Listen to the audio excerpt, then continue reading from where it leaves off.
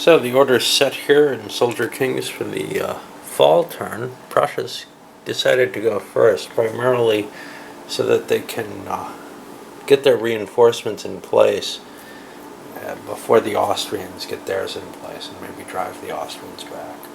See how that works out. The Dutch got the first choice of all, and they took last. And then the rest kind of falling in the middle. Importantly, Russia going before Turkey. Turkey wanted this badly because they're going to have to spread their forces out. So they want to make sure that the Russians didn't get an attack in on their weakened frontier.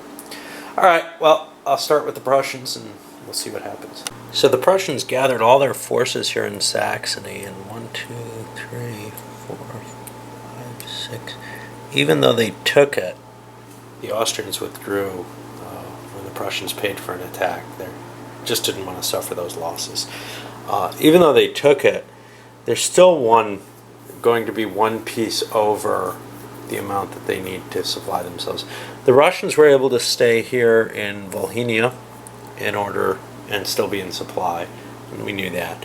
The Austrians couldn't supply everyone from Bohemia. Now, they had some choices. They could have gone into Silesia and taken a shot at taking that, but that's a pretty heavy fortress, and if they failed, they'd take a lot of attrition losses. So they withdrew a couple of pieces back into Bavaria and are positioning themselves for this next year. Hopefully, from their point of view, they'll be able to do a little better against Prussia in this next year. Now, we got the rest of the tale there. I don't expect a lot to happen, but we'll see.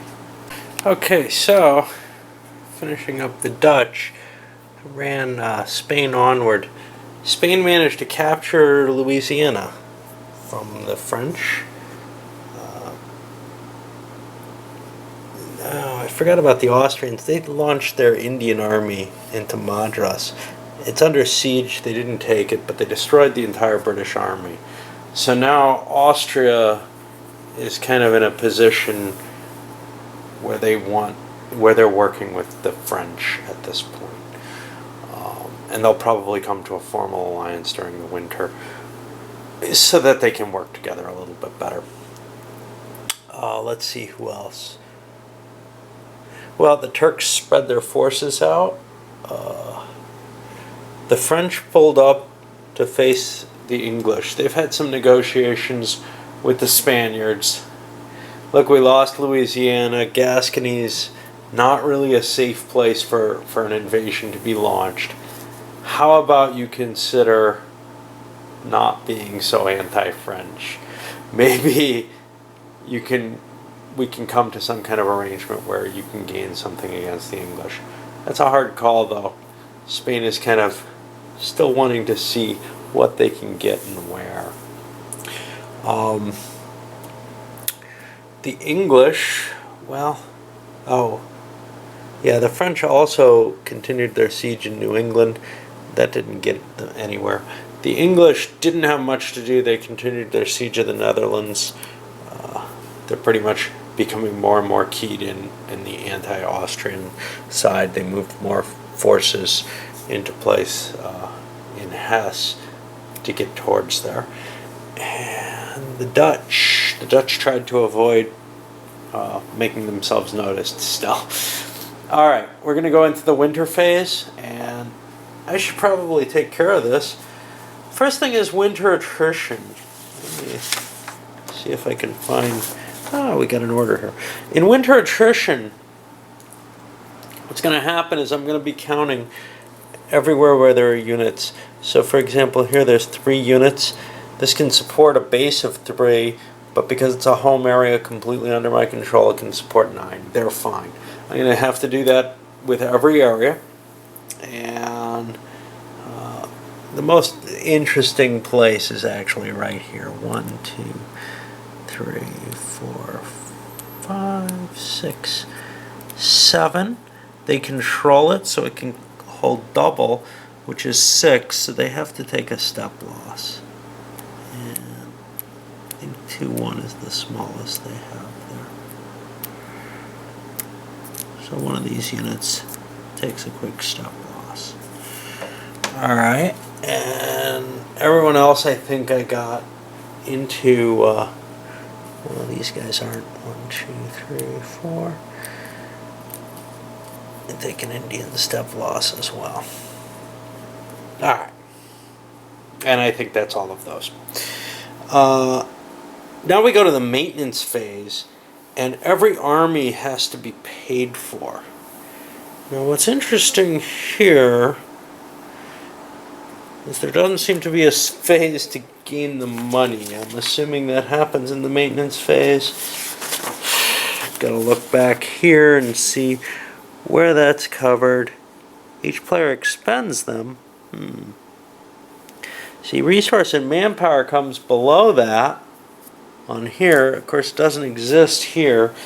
Personally, I'm not able to remember to keep my money in that order. That's just before the event card phase. It's the victory phase. I'm going to move the resource and manpower phase, which in here is down here, to with the maintenance phase, so that now you could say, well, that's not going to be fair. You should be saving money, etc. Maybe, maybe not.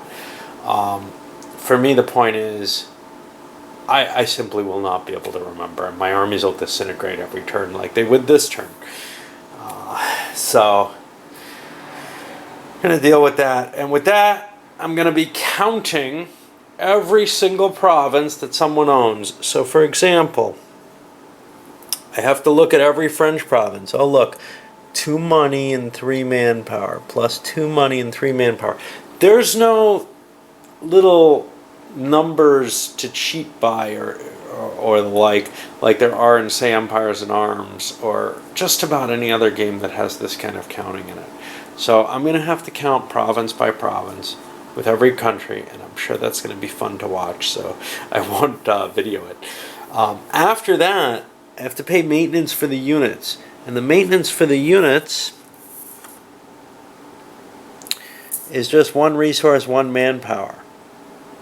That's pretty cheap. The exception to that are these Prussian mercenaries down here, the Swiss.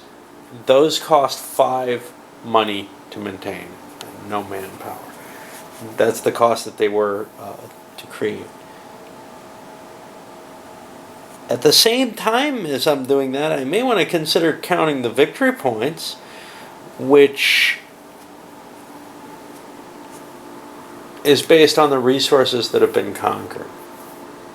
I think I'll do that, and I'll come back after I've done those steps. Okay, so after a very tedious amount of kind of back-breaking counting, and maybe got it wrong, maybe got it right, who can tell. I almost missed East Prussia, which isn't unreasonable. It's kind of not connected.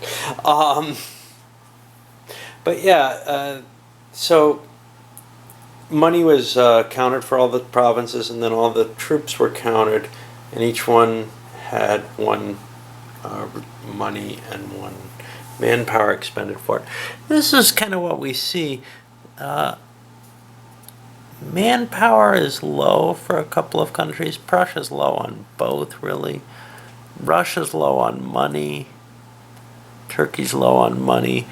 But then the bigger countries like England and France tend to be lower on manpower, which is fitting. They'll have a lot of cash reserves to spend for their allies, perhaps. We see Austria has kind of deep pockets. Holland definitely does, compared to their manpower. And France, England, and Spain all have a lot of cash. Now, disrupting, say, Spain's overseas possessions and their means of getting gold out of them would greatly harm them in terms of their capital ability. Now comes the diplomacy phase, and this is going to be kind of very tough because there's no place to mark these things correctly. And shit, I forgot to check. Some people had cards. Emergency supplies wouldn't have mattered. Just seeing if anybody had something evil to do. Because these cards all go away. The Dutch had a short supply. Is there anyone they really want to hurt? No. They're not going to hose someone at this point, I don't think. Who's this? Prussia has a prisoner exchange.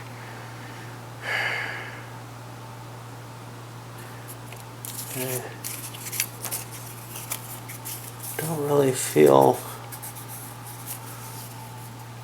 like giving Austria troops is gonna, and myself, is gonna help anyone. Just looking to see if anyone had anything they really wanted to play before they lose it. Because these cards all go away. Turkish sepoys. That doesn't sound like a valuable use. And Austria certainly will not play the Hungarian Revolt. Everybody's going to get a new hand of cards. And then they get to make their diplomatic deals. And I don't know quite what those are going to turn out to be. I'll come back when I've got them figured out. So there weren't any huge deals cut during the formal alliance phase, although there were 2 formal alliances formed. The Austro-French alliance has been formed, and France gave, I think, $4 to Austria to help in their war effort. They don't want to throw in too heavily.